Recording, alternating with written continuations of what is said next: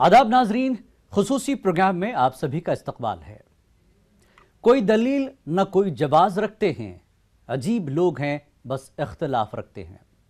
नाजरीन, मुल्क और मिल्लत के मौजूदा हालात, अक़लियतों, दलितों, आदिवासियों, पिछड़े और पसमानदा तबकात के मसाइल, मुश्किलात, रुकावटों का जायजा लेने और इन मसाइल का हल तलाश करने के लिए कर्नाटक के दारुल-हुकूमत बेंगलुरु में खुसूसी इजलास मुनक्किद हुआ। कांग्रेस के सीनियर लीडर, रियासत के साबिक वजीर आर रोशन बेग ने इस अहम इजलास का इनेकाद किया। आलमी शोहरत याफ्ता आलिम दीन मौलाना खलीलुर रहमान सज्जाद नौमानी ने कलीदी खुतबा पेश किया। इजलास का आगाज कुरान पाक की तिलावत और नात मोहम्मद मुस्तफ़ा सल्लल्लाहु अलैहि वसल्लम से हुआ।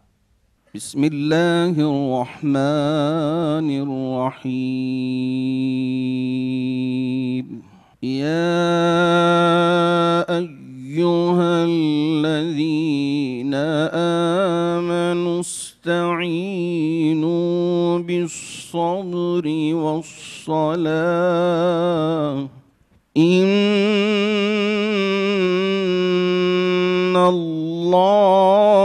मअस्साबिरीन वला तक़ूलू लिमन युक़तलु फ़ी सबीलिल्लाहि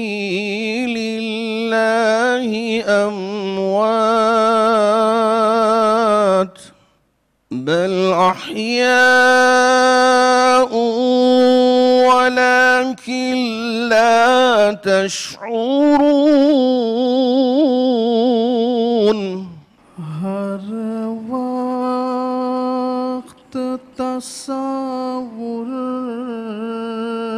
में मदीने की गली है,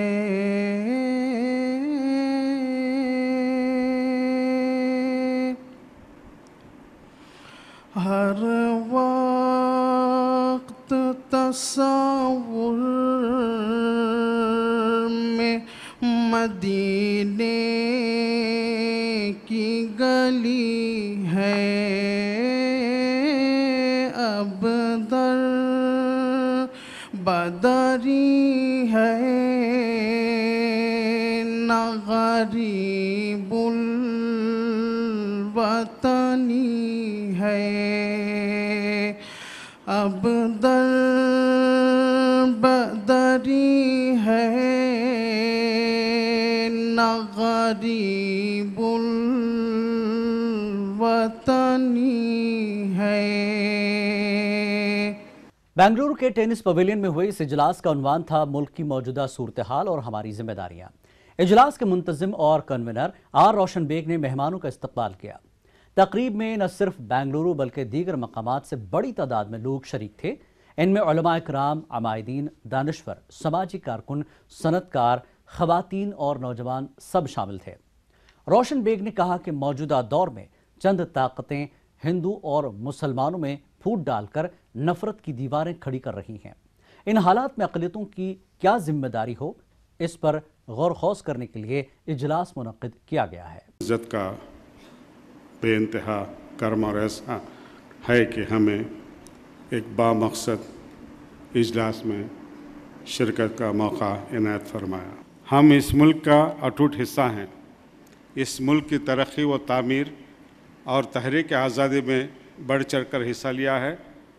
हमारे अकाबिर उलमा इकराम ने मुसलमानों को वतन परस्ती और वतन से मोहब्बत का सबक याद दिलाया और तहरीक आज़ादी में कारगर रोल अदा किया, जो हमारी तारीख़ का हिस्सा है। हम प्लूरल सोसाइटी में रहते हैं, सबके साथ हुस्ने अखलाक से मिलजुल कर रहते हैं। इस विरासत को हमने हर दौर में तक़वियत दी है। मुल्क में शरपसंद ताकतें मज़हब के नाम पर खिलवाड़ करना चाहते हैं। दिलों में नफ़रत फैलाने की कोशिशें मुंतज़म तरीक़े से होती आ रही हैं।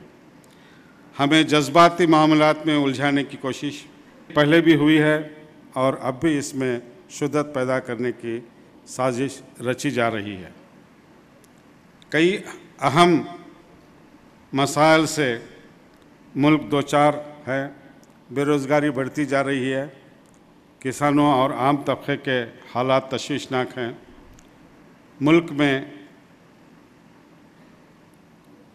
अक़लियतों बलख़ुसूस मुसलमानों में खौफ फैलाने के लिए बिला वजह हमको सताया जा रहा है और हुकूमत खामोश देखती रही है।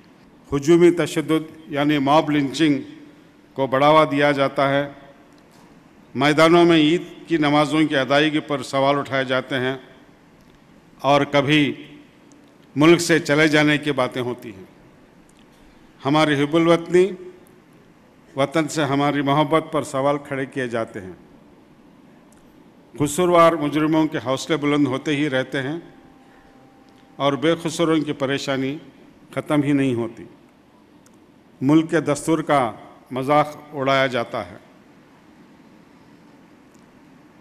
बेहड़के बयानात दिए जाते हैं जिससे फ़िरका वारियत सर उठा सके और फ़िरका वाराना अहम आहंगी यानी कम्युनल हारमनी और इत्तेहाद सॉलिडारिटी कमज़ोर हो जाए। मुल्क के हमारे हमवतन ऐसे भी हैं जो मुल्क में भाईचारा और अमन चाहते हैं, मगर अमन की आरज़ू रखने वालों को दबाने की कोशिश की जा रही है। मेरी नज़र में आज हमें गुस्सा, नफ़रत, जोश की बजाय होशमंद और दानिशमंदी और इस्तेक़ामत से काम लेने की ज़रूरत है। हाज़रीन, मैंने अपनी पब्लिक लाइफ में हमेशा ऑब्जेक्टिविटी को प्रायोरिटी दी है। रियासत और मुल्क के हालात पर मेरी गहरी नज़र है। मैं हमेशा से अमन व फलाह का मुतमनी रहा हूँ। उलमाए कराम, दानिशमंदों और अकाबरीन ने मिलत की रहनुमाई में मैंने हर मोड़ पे हासिल की है। उलमाए कराम से मुझे दिली अक़ीदत और लगाव है। मुझे तमाम उलमा ने रियासत और कौमी सतह पर अपने ज़रीन मशवरों से नवाजा है और मेरी रहनुमाई फरमाई है। आज ये खुसूसी खिताब भी उलमाए कराम से मेरी वाबस्तगी और उनसे रहनुमाई हासिल करने की एक कड़ी है। मुल्क के मौजूदा सूरत हाल हमारी ज़िम्मेदारियों पर मौलाना हज़रत सज्जाद नुमानी का खुसूसी खिताब है। हमें नई राह दिखाएगा। दुआ है कि हमें कहने और सुनने में रब्बुल इज़्ज़त हमें अपनी बरकतों और नवाजिशों से सरफराज करे। आमीन। मैं हमारे साथी एमएलए जनाब हारिस साहब भी यहाँ मौजूद हैं। इसके साथ साथ दावनगरे से आए हुए रियासत कर्नाटका के एमएलसी मेरे साथी जनाब जब्बार साहब भी मौजूद हैं। मैं उनका भी इस्तकबाल करता हूँ। मौलाना लुत्फ़ुल्लाह साहब का, तमाम उलमा कराम का, मौलाना मोहम्मद हनीफ अफजल रईस साहब का, हमारे मौलाना हज कमेटी के मेंबर साहब का, तमाम हज कमेटी के मेंबरान का, तमाम दोस्त अहबाब का मैं फिर एक बार दिल की गहराइयों से उनका मैं खैर मक़दम करता हूँ। जनाब आगा सुल्तान साहब का भी मैं खैर मक़दम करता हूँ। शुक्रिया। इस खुसूसी इजलास में मुल्क के मारूफ आलिम दीन all India Muslim personal board के तर्जुमान मुफक्किर कौम व मिल्लत मौलाना खलील उर रहमान ने कलीदी खुतबा पेश किया। मौलाना के खिताब से पहले नाज़िम जलसा आज़म शाहिद और बेंगलुरु के मारूफ आलिम दीन मौलाना शब्बीर अहमद नदवी ने इजलास के अगराज व मकासद पर चंद बातें पेश की। सज्जाद नुमानी साहब नदवी दामद बरकातुहुम मुल्क के मुमताज़ आलिम दीन, मुफक्किर मिल्लत, मुसन्निफ़ और कई एक तालीमी इदारों के आप बानी हैं। इस्लामियात को आम करने के लिए उर्दू में शाये होने वाला रिसाला अल फुरक़ान के मुदीर आला क़ुरानी उलूम और जदीद उलूम में यकसां उबूर आप रखते हैं। वक्त के तकाज़ों के तहत इंटरफेथ डायलॉग से आपकी दिलचस्पी के पेश नज़र बैनुल मज़ाहिब कॉन्फ्रेंसों में, इंटर रिलीजियस कॉन्फ्रेंसेस में आप मदऊ किए जाते हैं। वहाँ आप दीन इस्लाम के मतमह नज़र को पेश करते हैं। सूफियाना तर्ज़ फ़िक्र से हज़रत वाला का क़ल्बी लगाव रहा है। मजहबी रहनुमाई के लिए चिश्ती, नक्शबंदी, मुजद्दिदी, मिलत मकतब फ़िक्र से आपने इस्तिफ़ादा हासिल किया। मशाइखीन से आपने तरबियत भी हासिल की है। मुंबई के मुज़ाफ़ात में आपकी खानक़ाह पर हज़ारों मुतक़िदीन का तांता बंदा लगा रहता है।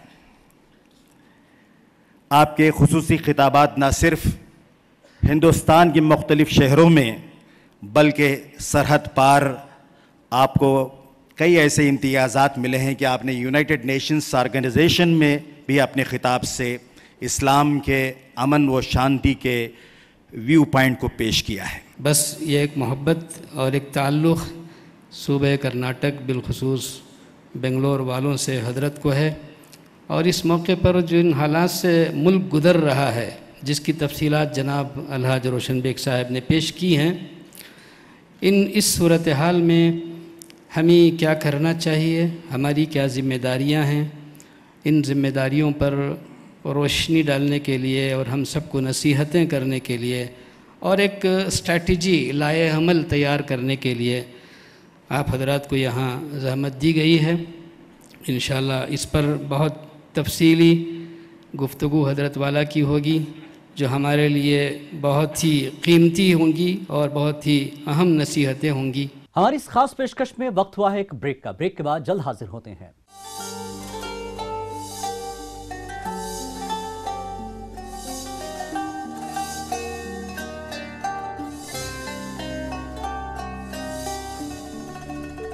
صداقت کی باتیں بتاتا ہے قرآن کہ فرمان باری سناتا ہے قرآن، ضلالت کے نقشے دلوں سے مٹا کر ہدایت کا رستہ دکھاتا ہے قرآن۔ جہاں ناظرین، اس فکر انگیز اجلاس میں مولانا سجاد نعمانی نے اپنے بیان سے غفلت لاپرواہی کا شکار مسلمانوں کو جھنجھوڑنے کی کوشش کی۔ مولانا نے کہا کہ ہر مسئلے کا حل قرآن پاک میں موجود ہے، لیکن افسوس کہ مسلمان قرآن سے دور ہوتے جا رہے ہیں۔ السلام علیکم ورحمۃ اللہ وبرکاتہ۔ 4 چیزیں ہوتی ہیں، اگر وہ کسی فرد کے اندر موجود ہوں یا کسی قوم کے اندر موجود ہوں تو وہ فرد بڑے سے بڑے چیلنج کا مقابلہ بڑی کامیابی کے ساتھ کر سکتا ہے، اور وہ قوم بھی سخت سے سخت چیلنجز کا مقابلہ نہایت کامیابی کے ساتھ کر سکتی ہے۔ سب سے پہلی چیز جو کسی فرد کے اندر ہونی چاہیے وہ ہے ہمت، حوصلہ، مضبوط ارادہ۔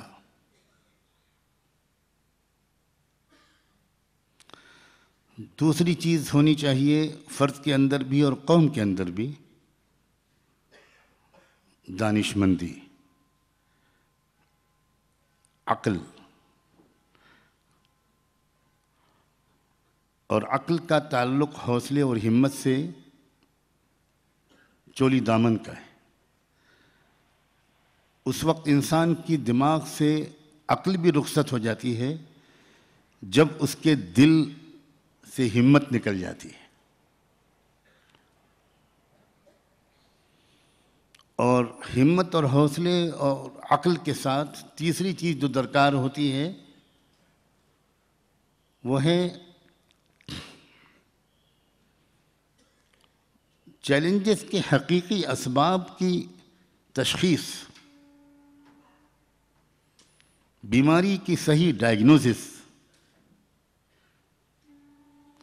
حالات کا صحیح تجزیہ، اور چوتھی چیز جو درکار ہوتی ہے وہ ایک جہد مسلسل،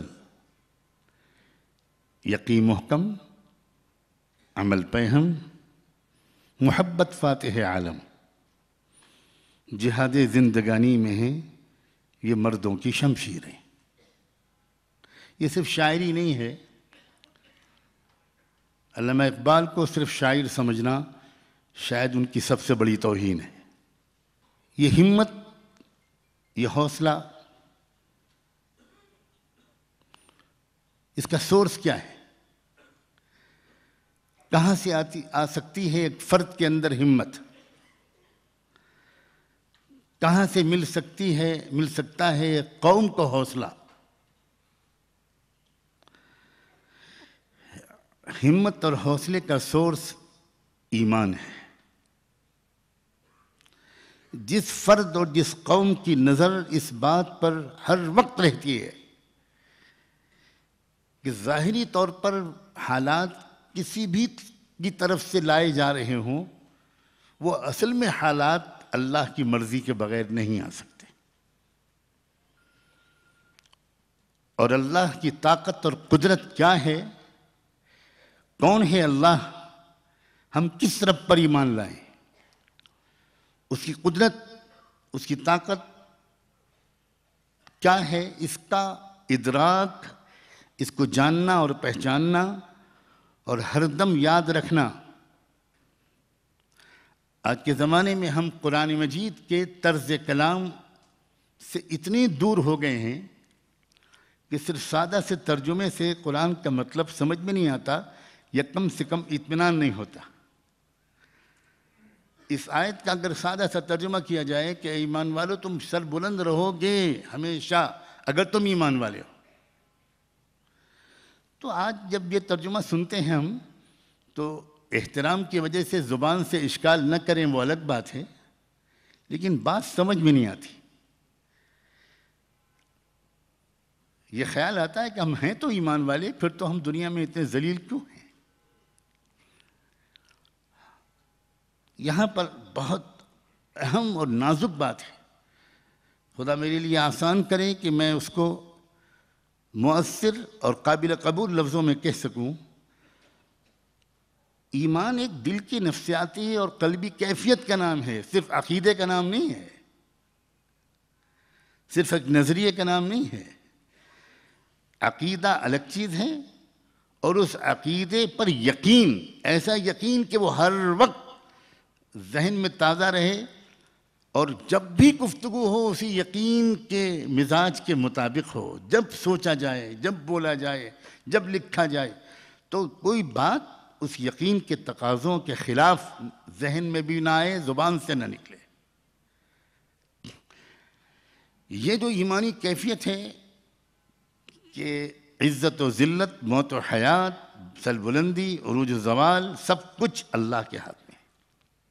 اس زمانے میں ہم سب کو، میں سب سے پہلے اپنے بارے میں کہتا ہوں اور بلا کسی استثناء کے سب کے بارے میں کہنے کی جسارت کرتا ہوں کہ ہم سب کو اپنے یقین و ایمان میں اضافے کی مسلسل کوشش کرنی چاہیے. اس کے نتیجے میں ہمارا حوصلہ بڑھے گا. دوسری چیز میں نے کہی تھی عقل. عقل و دانشمندی کا واحد سرچشمہ، مجھے یہ کہنے کی اجازت دیجیے کہ عقل و دانشمندی کا واحد سرچشمہ قرآن مجید اور حامل قرآن رحمت دو عالم صلی اللہ علیہ وآلہ وسلم. اور ہم قرآن کو سمجھتے نہیں بشمول مجھ جیسے علماء، اور قرآن کو حالات حاضرہ کے ساتھ جوڑ کر اس کا ریلیونس سمجھ کر اس سے رہنمائی اپنی ملت کے قیمتی افراد کے سامنے پیش نہیں کر پاتے. میرے بہت محترم حضرات، قرآن اتنی زندہ کتاب ہے کہ اگر میں یہ کہوں کہ آج پوری دنیا کے تمام انسانوں کی ذاتی زندگی میں، ان کی فیملی لائف میں جتنے واقعات ہوئے، جتنے مسائل نئے پیدا ہوئے، وہ فیملی کے مسائل ہوں، اکنامک مسائل ہوں، صحت کے مسائل ہوں، کاروباری نفع نقصان کے مسائل ہوں، یا پورے ملک میں جو مسائل پیدا ہوئے، پورے عالم میں جو مسائل پیدا ہوئے، وہ انفرادی ہوں، اجتماعی ہوں، تمدنی ہوں، سماجی ہوں، سیاسی ہوں، معاشی ہوں، روحانی ہوں، اخلاقی ہوں، تمام مسائل کا، آج کی تاریخ میں پیدا ہونے والے مسائل کا تذکرہ اور حل رب کعبہ کی قسم قرآن مجید میں موجود ہے. لیکن سب سے بڑی جفا ہم نے یہ کی ہے کہ ہم نے حالات کے سلسلے میں قرآن سے رجوع کرنا بالکل چھوڑ دیا. حاشیے خیال میں ہمارے نہیں آتا کہ ہم جن حالات سے گزر رہے ہیں اس کا قرآن میں تذکرہ ہوگا اور حل ضرور ہوگا. لَقَدْ أَنزَلْنَا إِلَيْكُمْ كِتَابًا فِيهِ ذِكْرُكُمْ أَفَلَا تَعْقِلُونَ. قرآن کہہ رہا ہے ہم نے تم کو ایک ایسی کتاب دی ہے کہ جس میں تمہارا تذکرہ ہے. یہ دائمی اعلان ہے اور عالمی اعلان ہے.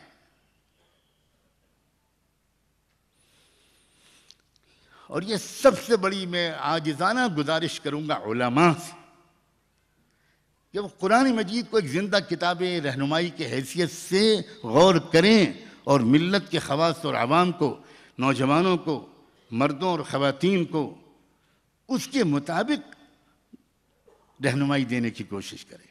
کشتی حق کا زمانے میں سہارا تو ہے، عہد نورات ہے دھندلا سا ستارہ تو ہے۔ اس تاریخی اجلاس میں مولانا سجاد نعمانی نے کہا کہ دنیا پر کبھی حکمرانی کرنے والی قوم آج کیوں کر پستی میں چلی گئی؟ مسلمانوں سے آخر کہاں غلطی ہوئی، کوتاہی ہوئی ہے؟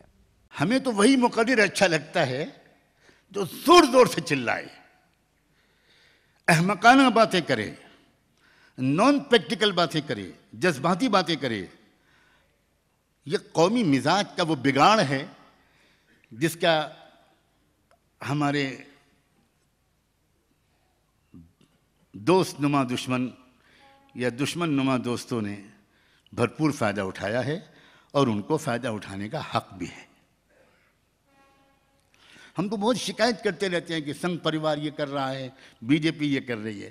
جب میں یہ شکایت سنتا ہوں تو مجھے ایسا لگتا ہے کہ جیسے فٹ بال کی ٹیم کا کوئی پلیئر جلدی سے دوڑ کر آ کر کوچ سے شکایت کرے یا ریفری سے شکایت کرے، امپائر سے شکایت کرے کہ سر یہ دیکھیے گول مار رہے ہیں، دیکھیے سر سمجھائیے پلیز ان کو، دیکھیے گول مار رہے ہیں۔ آپ کمال کرتے ہیں، آپ سنگھ پریوار سے کیا امید کرتے ہیں؟ بھائی وہ کمیٹڈ لوگ ہیں، اور میں ان کو داد دیتا ہوں کہ کمٹمنٹ کے سلسلے میں وہ آئیڈیالوجی ان کے نزدیک جس آئیڈیالوجی پر ان کا ایمان ہے اس کے لیے وہ 100 سال سے انتھک کوشش کر رہے ہیں، اور ہم سارے لوگ سجدے میں گر کر بد دعا کریں تب بھی اللہ نے اس دنیا کو جس سائنٹیفک نظام کے تحت پیدا کیا ہے کبھی ہماری دعائیں قبول نہیں ہوں، کبھی قبول نہیں ہوں۔ بلکہ ان دعاؤں پر تو مجھے الٹا اللہ کی طرف سے بھرپور تماچا اپنے چہرے پر پڑنے کا اندیشہ ہے کہ تم مذاق کر رہے ہو، تم نے میرے سسٹم کو سمجھا ہی نہیں۔ میرے نبی محمد مصطفیٰ نے بدر کے میدان میں دعا کب کی تھی؟ دعا تب مانگی تھی جب بیسٹ پاسبل ایفرٹ 313 نہتوں کو صفوں میں کھڑا کر دیا تھا، تب مانگو دعا۔ ہم نے دعاؤں کو اپنی نفسیاتی جھوٹی تسلی کا ذریعہ بنایا ہے۔ آپ کی استعداد سمجھ کر میں بہت سخت باتیں کہہ رہا ہوں۔ جسٹ اصول ہیں انصاف پر مبنی۔ جو قوم نظریاتی تحریک کو لے کر چلے گی، اپنی جان اور مال اور وقت اور صلاحیت کو، اپنے پروفیشنل ایبیلٹی کو، اپنے دماغ کو، اپنے فائنینشیل اور ہیومن ریسورسز کو ایک کلیکٹیو وزڈم اور پلاننگ کے ساتھ اپنی اس آئیڈیالوجی کو آگے بڑھانے کے لیے خرچ کرے گی، خدا کا نظام اس کو سپورٹ کرے گا۔ بہت بڑا رسک لے کر میں یہ باتیں کہہ رہا ہوں، اس لیے کہ رسک اس لیے لے رہا ہوں کہ بہت شدید غلط فہمیاں ہیں، بہت شدید غلط فہمیاں ہیں۔ یہاں کا جو ملک کا سماجی اور تہذیبی نظام ہے ہزاروں سال سے، وہ نسلی امتیاز پر، ریسزم پر، برہمنیکل سوشل آرڈر پر کھڑا ہوا ہے ہزاروں سال سے۔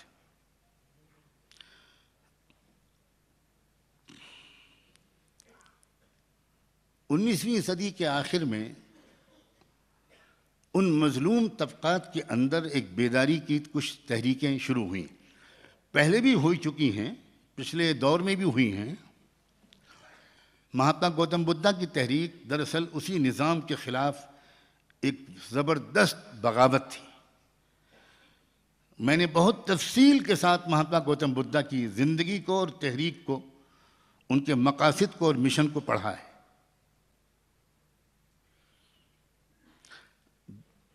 جینیوں کی جو تحریک تھی اس ملک میں، تو بہت تحریکیں ماضی میں بھی اٹھی، انہوں نے بڑا کام بھی کیا، لیکن الٹیمیٹلی وہ کولیپس کر گئیں، اور اس لیے کولیپس کر گئیں کہ ان کے اوپر شدید ظلم کے پہاڑ توڑے گئے۔ آج مسلمان یہ سمجھتا ہے کہ صرف ہم پر ظلم کے پہاڑ توڑے جا رہے ہیں پہلی بار اس ملک میں. یہ بھی ہماری تاریخ سے ناواقفیت کا نتیجہ ہے. 19ویں صدی کے آخر میں ایک زبردست تحریک اس ملک میں پھر اٹھی، اور آپ کی ذمہ داری شاید زیادہ ہے، اس لیے کہ وہ تحریک ساؤتھ انڈیا سے اٹھی تھی. اس کا بنیادی جو کیپٹل تھا اولاً مہاراشٹر تھا اور اس کے بعد تامل ناڈو تھا. مہاتما جیوتیبا پھلے جو عجیب و غریب انسان تھے، جنہوں نے حضور اکرم صلی اللہ علیہ وسلم کی شان میں مراٹھی میں شاندار نعتیں کہیں، جو کوئی عالم اور حافظ کا استقبال بغیر سر کو ڈھکے اور رومال اوڑے ہوئے وہ نہیں کرتے تھے. اور انہی کے زمانے میں شاہو جی مہاراج جو مہاراشٹر کے ایک بہت بڑے رولر تھے، انہوں نے قرآن کا مراٹھی میں پہلی بار ترجمہ کرنے کے لیے اس وقت کے 25,000 روپے ڈونیٹ کیے. آج بھی قرآن کا سب سے پہلا مراٹھی ترجمہ وہی ہے. ایک عجیب قسم کی اس وقت ایک تحریک، ایک فضا بنی جس میں یہ مظلوم طبقات ایک دوسرے کے قریب آ رہے تھے. اور اتنا اشارہ کرتا ہوں کہ مظلوم طبقات جب ایک دوسرے کے قریب آتے ہیں تو سب سے زیادہ پرکشش شخصیت مظلوم طبقات کو محمد الرسول اللہ کی نظر آنے لگتی ہے. یہی صورتحال مدراس میں تامل ناڈو میں ہوئی، جب پیریار سوامی نائکر کی قیادت میں اس مظلوم طبقے کو اس ظلم کی زنجیروں کو توڑ کر برابری کے نظام کی تلاش ہوئی. تو پیریار نے تو اپنی تحریروں میں جو کچھ لکھا ہے اسلام اور محمد رسول اللہ اور قرآن کے بارے میں، وہ تو حیرت انگیز تحریریں ہیں. اور میں پھر شکوہ کروں گا اپنے پڑھے لکھے حضرات سے کہ آپ کچھ ٹھوس علمی کتابوں کو پڑھنے کی عادت ڈالیے. اب اس تحریک کو ایک اور لیڈر ملا جو انٹرنیشنل یونیورسٹی سے پڑھ کر آیا تھا، ڈائیلاگ جانتا تھا، کمیونیکیشن جانتا تھا، امریکن برٹش مائنڈ جانتا تھا، انٹرنیشنل اوپینین اور کمیونٹی کی اوپینین کو کیسے کنونس کیا جاتا ہے وہ یہ جانتا تھا. آپ نام سمجھ گئے ہوں گے، ڈاکٹر امبیڈکر. اس نے جو پریزنٹ کرنا شروع کیا اپنے کیس کو، اب یہ بھی آپ ایک بات سمجھیے، اپنے کیس کا پریزنٹیشن آپ اگر غصے سے کریں گے تو چاہے جتنا معقول کیس ہوگا، nobody is going to support you. آپ کو لاجک سے کام کرنا ہوگا، آپ کو ایویڈنس دینے ہوں گے، آپ کو ایک پروفیشنل پریکٹیکل میتھمیٹیکل آپ کو ثبوت دینے ہوں گے. اب یہاں پر میں پھر گزارش کرتا ہوں اپنے تمام پڑھے لکھے حضرات سے بھی، سوشل اور پولیٹیکل ایکٹیوسٹ سب لوگوں سے، اور وہ سب لوگ جو کنسرن ہیں، اپنی بہنوں اور بچیوں سے بھی یہ گزارش کرتا ہوں کہ آپ ڈاکٹر امبیڈکر کی رائٹنگز کو پڑھیں. اس لیے نہیں کہ آپ اس کی ہر چیز کو ایکسیپٹ کر لیں، سوال ہی نہیں پیدا ہوتا. یہ تو بہت ہی کچی بات ہے.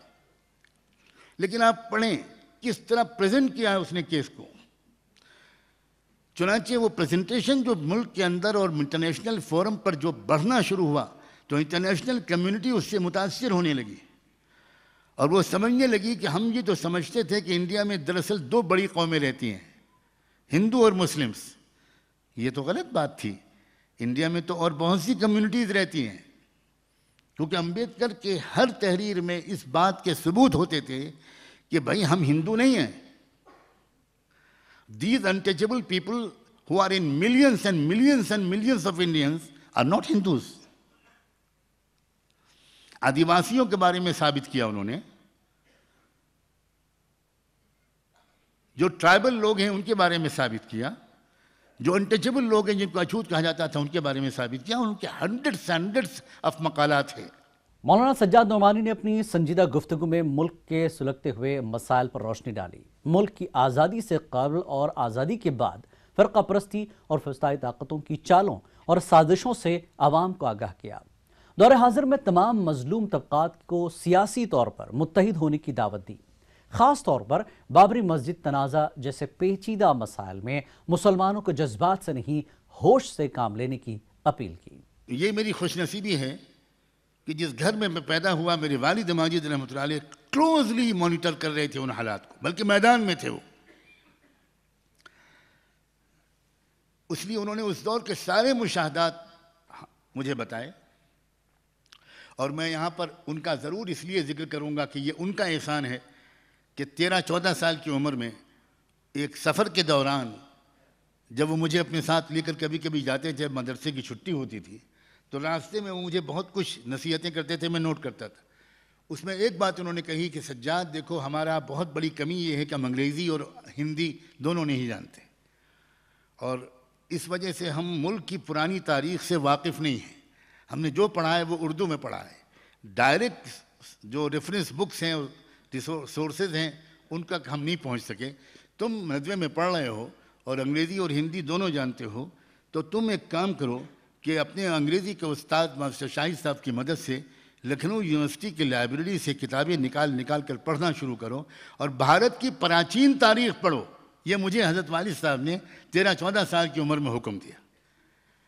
اب میں نے ان کی رہنمائی میں پڑھنا شروع کیا، اب پرانی تاریخ پڑھنی شروع کی، اور اس کے بعد جو دور آیا، پھر اس کے بعد جو دور آیا، پھر گپتوں کا دور، موریوں کا دور، اشوکا دی گریٹ کی تاریخ، تو میرے سامنے ایک بالکل نئی دنیا ہونے لگی کہ ہم اپنے دیش سے واقف ہی نہیں۔ ہم یہاں کے جو بے چین ضمیر ہے اور مظلوم جو کروڑوں کی آبادی ہے، اس کی جو تاریخ ہے، اس سے واقف ہی نہیں، ہمیں کچھ خبر ہی نہیں، اور ہم بالکل بے خبری کے عالم میں سارے ہی اقدامات اٹھاتے ہیں۔ اور ان کو پڑھتے پڑھتے پھر وہ دور آیا کہ جب جیوتیبا پھولے کی تاریخ، پیریار کی تاریخ، ڈاکٹر امبیڈکر کی تاریخ، اس قسم کے لیڈروں کی تاریخ پڑھنی شروع کی، تو اسی وجہ سے میرے لیے یہ بات آسان ہوئی سمجھنا کہ ایجنڈے کو کس خوبصورتی کے ساتھ بدلا گیا۔ ادھر 1935 میں ڈاکٹر امبیڈکر نے ناگپور میں ایک میدان میں اعلان کیا مذہب کی تبدیلی کا، اور یہ اعلان انہوں نے نہیں کیا کہ میں کون سا مذہب قبول کروں گا، صرف یہ اعلان قبول کیا کہ میں دھرم پریورتن کر کے رہوں گا، میں مذہب بدلوں گا۔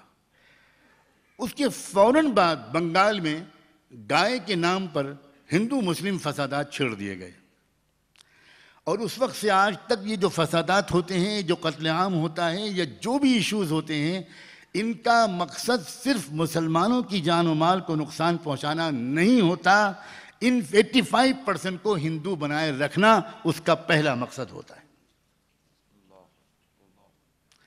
اس کی ایک مثال بابری مسجد کا مسئلہ بھی ہے کہ جب گاندھی جی کو اس ظالمانہ طریقے پر ایک اسی نسل کے شخص نے اس طرح بے رحمانہ طریقے پر موت کے گھاٹ اتار دیا اور پورے ملک میں سناٹا چھا گیا، تو وہ جو طبقہ تھا وہ بہت بری طرح بدنام ہو گیا، اور پورے ملک کی ہمدردی مظلوم طبقات کی طرف چلی گئی۔ مظلوم طبقات کے اندر اور ایک زبردست لہر چلی کہ بھائی یہ تو بات بالکل صحیح ہے کہ یہ لوگ تو اتنے بے رحم ہیں کہ اپنے آدمی کو مار دیا، یہ ہمارے ساتھ کیا انصاف کریں گے، لہذا ہم سب کو ہمارے اپنے درمیان فاصلوں کو کم کرنا چاہیے، مل جل کر اسٹریٹجی بنانی چاہیے۔ اس طرح کی نشستیں، ملاقاتیں، رابطے شروع ہو گئے۔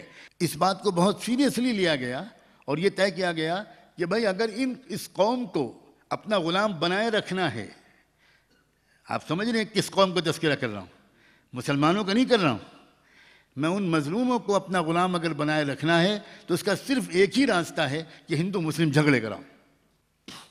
جب کبھی بھی ان کے اندر بیداری کی لہر آئی ہے، فوراً ایجنڈا بدلا گیا ہے، اور یہ شکست خوردہ قومیں، وہ چاہے مسلمان ہوں چاہے وہ مظلوم طبقات کے لوگ ہوں، یہ سب کی ذہنی کمزوری ہے کہ یہ اصل چال کے پیچھے کیا مقصد ہے اس کو نہیں سمجھ پاتے، اور جو پرائم فیسائی سامنے نظر آتا ہے اسی پر ریئیکٹ کرتے ہیں۔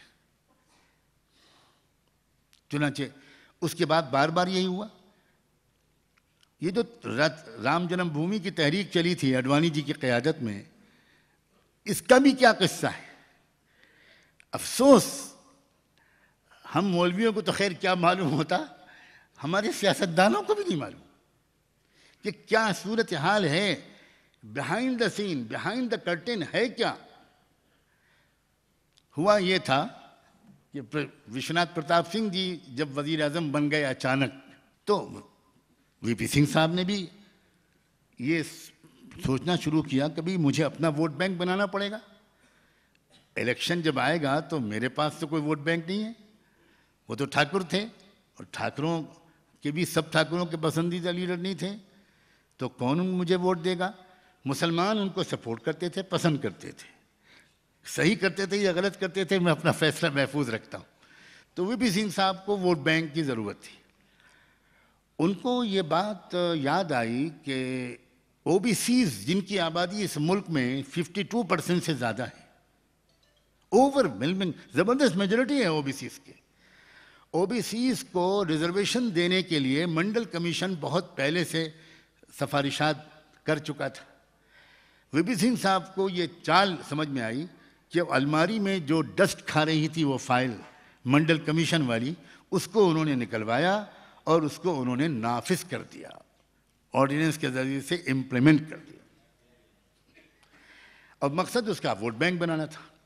اب دیکھیے وی پی سنگھ کے اس موو کا کوئی تعلق مسلمانوں سے نہیں تھا، اس کا تعلق تھا او بی سی سے۔ اب اس موو کا جواب کس طرح دیا سنگھ پریوار نے؟ تو ان او بی سیز کو واپس اپنے ساتھ وابستہ رکھنے کے لیے رام جنم بھومی تحریک چلائی جائے۔ کوئی مطلب مندر بنانے سے نہیں تھا، مندر سے کوئی دلچسپی ان کو نہیں ہے بھائی۔ اڈوانی جی سے میری 2 ملاقاتیں ہوئیں، ایک ملاقات 2 گھنٹے کی ہوئی جب وہ وزیر داخلہ تھے اور نائب وزیر اعظم تھے، تو وہ پولیٹیکل مسئلہ تھا اور وہ اگینسٹ مسلمز نہیں تھا، اصل میں وہ اگینسٹ او بی سی تھا۔ اب یہاں پر مسلم قیادت کا ٹوٹل فیلیور، ہم فوراً کھڑے ہو گئے سر سے کفن باندھ کے کہ ہم نہیں بننے دیں گے اور نہیں بننے دیں گے اور نہیں بننے دیں گے۔ ہمیں کیا کرنا چاہیے تھا؟ ہمیں کرنا یہ چاہیے تھا کہ matter is sub Judas, case عدالت میں چل رہا ہے، ہم عدالت کے پروسیس کا انتظار کرتے ہیں، اور باقی اس مسئلے پر کوئی ری ایکشن مسلمانوں کی طرف سے نہیں آئے گا۔ یہ جو آج بہت مار کھانے کے بعد تھوڑا تھوڑا مسلمانوں کو سمجھ آنی شروع ہوئی ہے، اور آج جو خاموشی ہے یہ اگر پہلے سے میچورٹی کی شکل میں ہوتی، آج جو خاموشی ہے وہ میچورٹی کی وجہ سے ہے یا خوف کی وجہ سے ہے، اس میں مجھے شک ہے۔ آپ مایوس نہ ہوں، دیکھیں میں بالکل پازیٹیو اور آپٹیمسٹک آدمی ہوں۔ قومیں غلطیوں سے سبق سیکھتی ہیں، ہر انسان غلطی سے سبق سیکھتا ہے، کوئی مایوب بات نہیں۔ میں مایوس بالکل نہیں ہوں، اور آج مایوسی نہ ہونے کی دلیل آج آپ نے یہاں پیش کر دی۔ اللہ آپ کو سلامت رکھے۔ آپ جن امنگوں کے ساتھ یہاں ہیں، آپ کی پیشانیوں سے اور آپ کے چہروں سے جو امیدیں، جو حوصلے جو نظر آ رہے ہیں، اور میں تو اپنی مسلم پرسنل لا بورڈ میں جب ٹرپل طلاق کی مہم چلی تو اس وقت جو لاکھوں مسلم بہنوں اور بچیوں نے جس طرح ہمارا حوصلہ بڑھایا ہے، ہمارے پاس الفاظ نہیں ہیں کہ ہم ان بہنوں اور بچیوں کے شکریہ ادا کریں۔ قوم ہماری مردہ نہیں ہے، قوم کو لعنت ملامت کرنا بالکل ناجائز ہے، اور یہ انداز درست ہونا چاہیے۔ ہماری قوم میں کوئی ایجوکیشن نہیں ملی ہے، ہماری قوم کو پولیٹیکل ایجوکیشن نہیں ملی، ہماری قوم کو سیاسی شعور پختہ نہیں کیا گیا، ہماری قوم کو سیاست سکھائی نہیں گئی۔ سیاست کسے کہتے ہیں؟ سیاست کہتے ہیں کسی قوم کی ہیومن اور فائنینشیل ریسورسز کو آرگنائز کر کے تعمیری مقاصد کے لیے ہر پہلو سے ترقی اور آل راؤنڈ ڈیولپمنٹ کے لیے استعمال کرنا، اس کو سیاست کہتے ہیں۔ یہ سیاست مقاصد نبوت میں سے ہے، یہ سیاست عین اسلام ہے، اور ہم اسی لیے چاہتے ہیں کہ ہمارے علماء خاص طور پر وہ سیاسی شعور حاصل کریں، ہمارے لوگ کیڈر ٹریننگ لیں۔ ہم نے تو کوئی کیڈر بنایا ہی نہیں آج تک، ہمیں کراؤڈ اکٹھا کرتے ہیں، 1.5 لاکھ لوگ جمع کر دیتے ہیں، اور نعرے تکبیر اور نعرے تکبیر اور فلاں زندہ باد، اور بلکہ جندہ باد،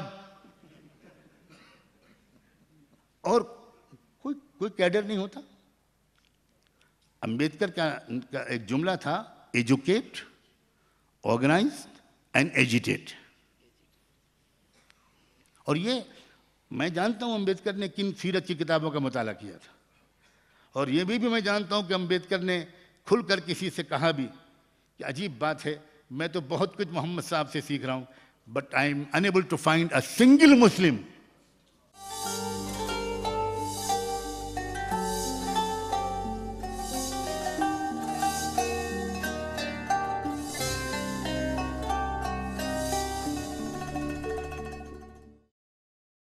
خدا نے آج تک اس قوم کی حالت نہیں بدلی نہ ہو جس کو خیال آپ اپنی حالت کے بدلنے کا۔ مولانا سجاد نعمانی نے کہا کہ مسلمان موجودہ حالات سے قطعی مایوس نہ ہو۔ رات کے گھنے اندھیرے کے بعد سورج کی کرنیں نمودار ہونا عین فطرت ہے۔ بس حالات کو سمجھتے ہوئے تمام مظلوم طبقات کے حق اور انصاف کے لیے اٹھ کھڑے ہوں، اپنے سیاسی سماجی اثر و رسوخ کو منوائیں۔ جب رات کا اندھیرا بڑھتا ہے تو کچھ لوگ گھبرانے لگتے ہیں کہ ارے رے اندھیرا ہو گیا، اب کیا ہوگا؟ اور کچھ لوگ وہ ہوتے ہیں وہ کہتے ہیں کہ اندھیرا جتنا ہوگا اتنا ہی صبح روشن قریب ہوگی۔ یاد رکھیے، اگر میں زندہ رہوں یا نہ رہوں، اگلے 25 30 40 سال میں بھارت کا نقشہ بدلا ہوا ہوگا۔ میں کوئی کشف و کرامت نہیں بیان کر رہا ہوں، میں زمینی سچائی کو دیکھ کر میں پورے ملک کے گاؤں گاؤں گھومنے والا انسان ہوں، بالکل فقیروں کی طرح گاؤں گاؤں جاتا ہوں۔ آپ تو میری صحت کے لیے دعا کریں، میں 6-7 مہینے سے بالکل ڈسیبلڈ ہو گیا، ٹریول نہیں کر پا رہا ہوں۔ ورنہ میں جھارکھنڈ کے جنگلوں میں گیا، چھتیس گڑھ کے جنگلوں میں گیا، میں آدیواسیوں کے پاس گیا، میں ان لوگوں کے پاس گیا جن کو لوگوں نے پتہ نہیں کیا کیا اناؤنس کر رکھا ہے۔ کیا حالات ہیں ملک کے؟ ملک کے مظلوم طبقات کسی ایسی شخصیت کے منتظر ہیں جو ان سب کو تسبیح کے دانوں کی طرح ایک لڑی میں پرو دے، اس کے منتظر ہیں۔ اور اس کو وہ شخص وہی ہو سکتا ہے جس کا دل بہت بڑا ہو، بہت بڑا دل چاہیے۔ بہت بڑی تعداد میں اس وقت ملک میں بے چینی ہے۔ یہ تو مسئلہ ہے، ظاہر ہے کہ پاور اور میڈیا اس کی اپنی طاقت ہوتی ہے، تو اس کے ذریعے سے ملک کی حقیقی تصویر سامنے نہیں آ پاتی۔ ملک کی حقیقی تصویر کو سمجھنے کے لیے خود جانا پڑے گا، ملک کے طول و عرض میں جا کر دیکھنا پڑے گا۔ کسان کیا سوچ رہا ہے، مزدور کیا سوچ رہا ہے، یوتھ کیا سوچ رہا ہے۔ ہمارا بہت بڑا مسئلہ یہ ہے کہ نوجوانوں سے ہمارا انٹریکشن بہت کم ہوتا چلا جا رہا ہے۔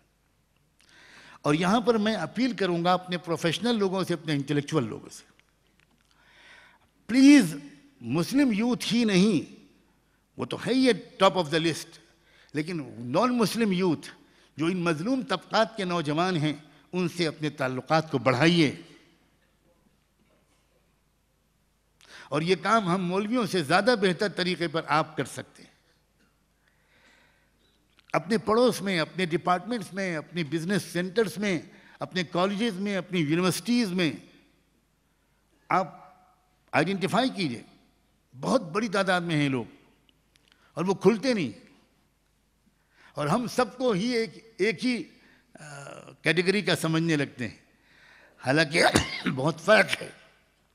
ملک میں اصل مسئلہ ہندو اور مسلم جب تک بنا رہے گا ہمیں سخت نقصان پہنچے گا۔ ملک میں ظالم اور مظلوم کی بنیاد پر تحریک کو چلنا چاہیے۔ مظلوموں کی اکثریت ہے، ظالموں کی اقلیت ہے۔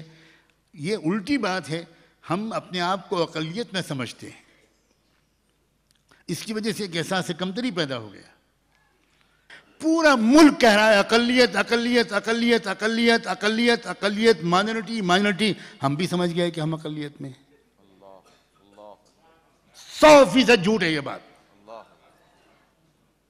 ہم میجورٹی میں ہیں، ہم مظلوم میجورٹی میں ہیں۔ اب ذرا کیلکولیٹ کیجئے، بدھسٹ، سکھ، کرسچنز، آدیواسی، لنگایت، ایس سی کے لوگ، ایس ٹی کے لوگ، ٹرائبلز، ذرا ملا کر دیکھیے یہ کتنی پرسنٹ ہوتے ہیں؟ 85%۔ ہم زبردست میجورٹی میں ہیں۔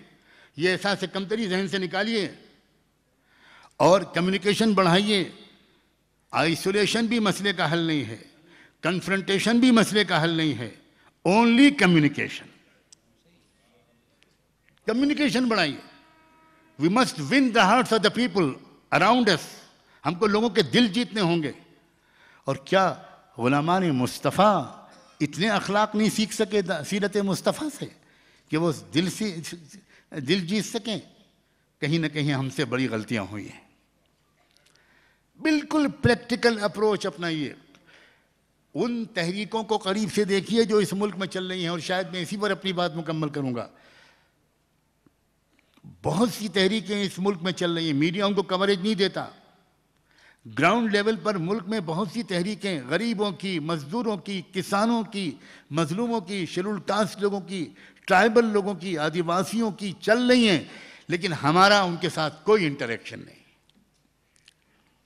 اور ظاہر ہے کہ سجے سجائے اس طرح کے ہالوں میں انٹریکشن اگر ہم محدود رکھیں گے اور شرط لگائیں گے کہ ہم تو اسی طرح کے ہال میں ہی آئیں گے, تو ظاہر ہے ہم ان تک پہنچنے کے لیے ہم کو سلمز میں جانا ہوگا, نالوں میں جانا ہوگا, ان بستیوں میں جانا ہوگا, ان کے ساتھ بیٹھ کے کھانا پینا ہوگا, ان کو اپنے کلیجے سے لگانا ہوگا, ان کو کھوئی ہوئی عزت دینی ہوگی, ان کا جھوٹا پانی سنت نبوی کے اتباع کی نیت سے پینا ہوگا, مسجدوں میں ان کو بلانا ہوگا. صلاۃ و سلام ہو سیدنا محمد الرسول اللہ پر. وہ تمام غیر مسلموں سے ملاقات مسجد میں کرتے تھے اور روضۃ الجنہ میں بیٹھ کر کرتے تھے. آپ عمرے اور حج کے لیے جاتے ہیں, آپ مسجد نبوی بہت دفعہ گئے ہوں گے, اللہ بار بار لے جائے. آپ نے وہاں ایک پلر پر لکھا ہوا دیکھا ہوگا, ہذہ اسطوانۃ الوفود, یعنی یہ وہ پلر ہے, اس جگہ کی نشانی ہے جس جگہ بیٹھ کر اللہ کے رسول آنے والے ڈیلیگیشن سے ملاقاتیں کرتے تھے, اور آنے والے ڈیلیگیشن 99% غیر مسلموں کے ہوتے تھے. یہ کون سا اسلام ہے ہمارے پاس؟ اور حد یہ ہے کہ جب نجران کے کرسچن پریسٹ آئے, ٹاپ کلاس پریسٹ, جن کو آج کل کی اصطلاح میں بشپس اور کارڈینلز کہا جائے گا, اور ہو سکتا ہے وہ پوپ کے نمائندے بن کر آئے ہوں, تو ان کو تو آپ نے, اللہ کے رسول نے اپنا ذاتی مہمان بنا کر مسجد نبوی میں ٹھہرایا. 24 گھنٹے وہیں قیام, آپ یہیں رہیں گے. اسلام جس چیز کو مٹانے آیا تھا, آج ہم لوگوں نے اس کو اسلام بنا دیا. سیدنا عمر فاروق کا ایک عجیب و غریب واقعہ ہے کہ جس وقت وہ فاتح بیت المقدس بن کر بیت المقدس کی چابیاں لینے کے لیے عیسائی علماء, پادریوں اور جو پوپ تھے ان کے اصرار پر یہ ہوا کہ نہیں, ہم یہ چابی کمانڈر ان چیف کو نہیں دیں گے, ہم بیت المقدس کی چابی امیر المؤمنین کو دیں گے. میسج پہنچا گیا, سیدنا عمر چل پڑے. آپ جانتے ہیں کہ شام سے چلے تھے کہ ایک ہی اونٹ تھا, کبھی آپ سوار ہوتے تھے, کبھی آپ کا غلام سوار ہوتا تھا. جب وہاں پہنچے تو وہاں ایک نشست ہوئی, بڑا شاندار استقبال کیا ان لوگوں نے, اور بیٹھ کر گفتگو ہونے لگی. ان کے فوجی کمانڈرز بھی تھی پیچھے بیٹھے ہوئے, سامنے ان کے بڑے ٹاپ کلاس مذہبی رہنما عیسائیوں کے وہ تشریف رکھتے تھے. سیدنا عمر ان سے بات کر رہے تھے. اتنے میں شاید عصر کی نماز کا وقت آیا اور سیدنا عمر ادھر ادھر دیکھنے لگے. تو ان میزبانوں نے پوچھا کہ آپ کیا دیکھ رہے ہیں؟ تو انہوں نے کہا کہ ہماری نماز کا وقت آ رہا ہے اور میں یہ دیکھ رہا ہوں کہ ہمیں نماز کہاں پڑھنی چاہیے. تو ان لوگوں نے بڑے خوش اخلاقی کے ساتھ یہ کہا کہ یہ جگہ بالکل پاک صاف ہے, آپ یہیں پڑھ لیجیے. یہ چرچ ہے, چرچ میں بیٹھے ہیں ہم لوگ, چرچ میں آپ پڑھیے.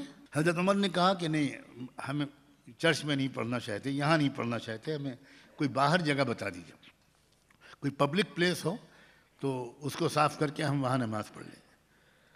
ان لوگوں نے پھر اصرار کیا اور کہا کہ شاید یہ جو آپ کے سامنے اسٹیچو لگا ہوا ہے حضرت عیسیٰ مسیح کا, حضرت مریم کا, آپ اس کی وجہ سے آپ شاید اوائڈ کر رہے ہیں, ہم اس کو پردے سے ڈھکے دیتے ہیں, تب آپ تو پڑھنے میں کوئی اعتراض نہیں ہوگا.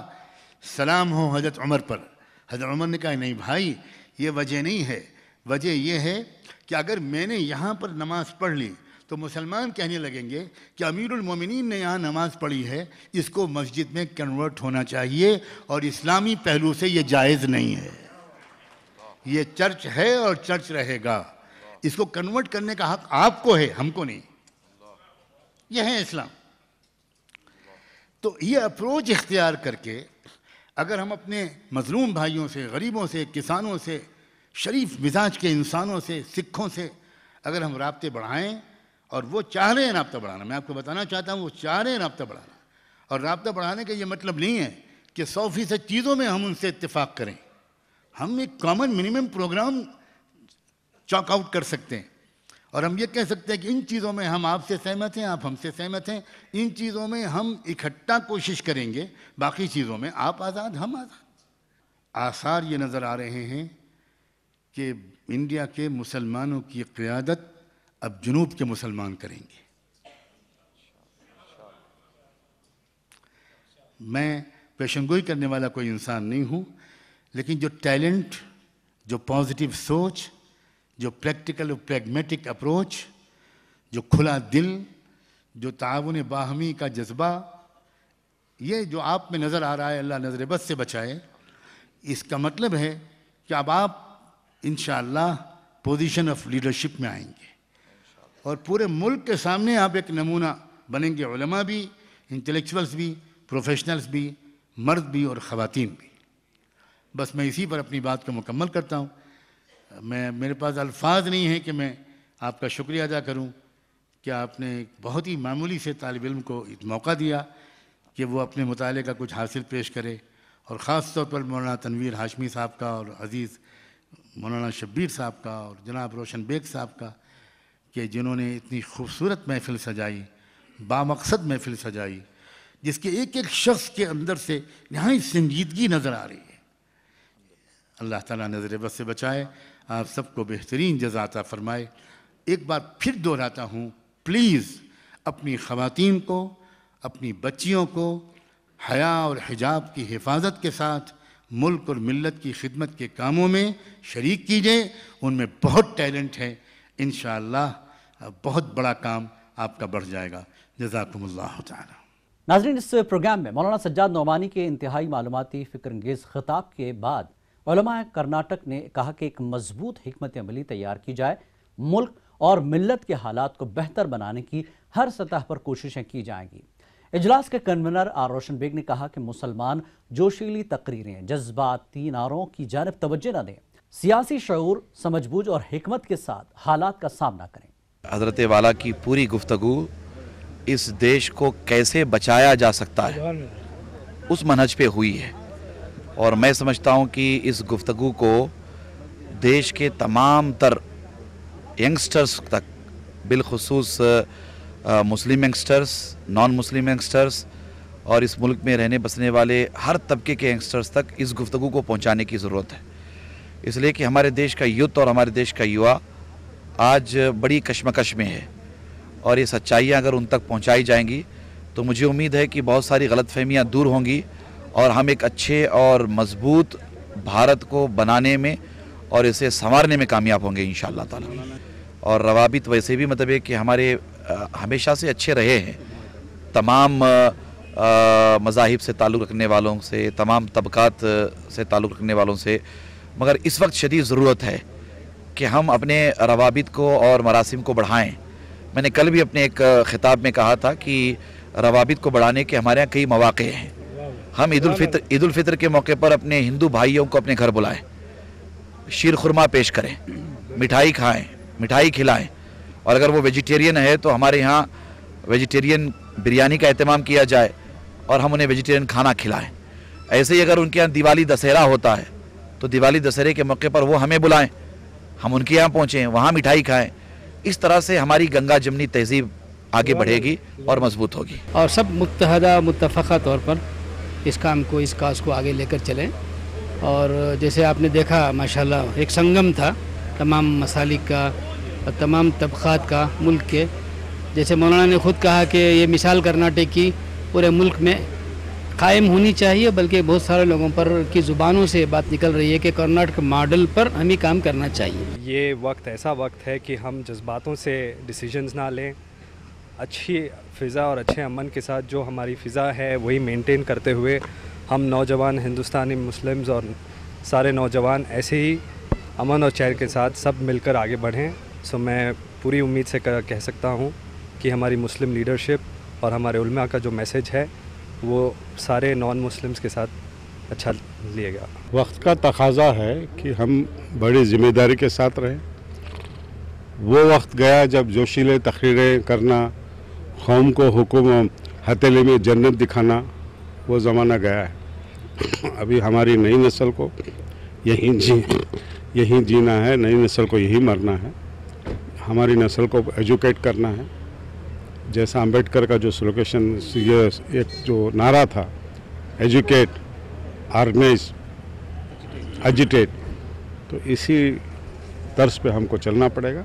कौम को आगाह करने के लिए ये मीटिंग आज हमने मुनक़िद की थी, ताकि कौम में एक मैसेज जाए, ये पैगाम फैलाएं जो मौलाना ने कहा कि कैसे हमारे ताल्लुकात होना चाहिए ओबीसी, अदर बैकवर्ड क्लासेस से, छोटी छोटी ज़ात के तबके के लोग हैं जो दूसरी हमारे हिंदू भाई हैं, उनसे कैसा हमारा भाईचारा होना चाहिए, ये मौलाना ने हमको पैगाम दिया है, तो इसी पैगाम पे हम काम करें। बेमौजज़ा दुनिया में उभरती नहीं कौमें, जो ज़र्ब कलीमी नहीं रखता वो हुनर किया। नाज़रीन, इसी पैगाम के साथ हमारा खुसूसी प्रोग्राम इख्तिताम को पहुँचता है। आदाब।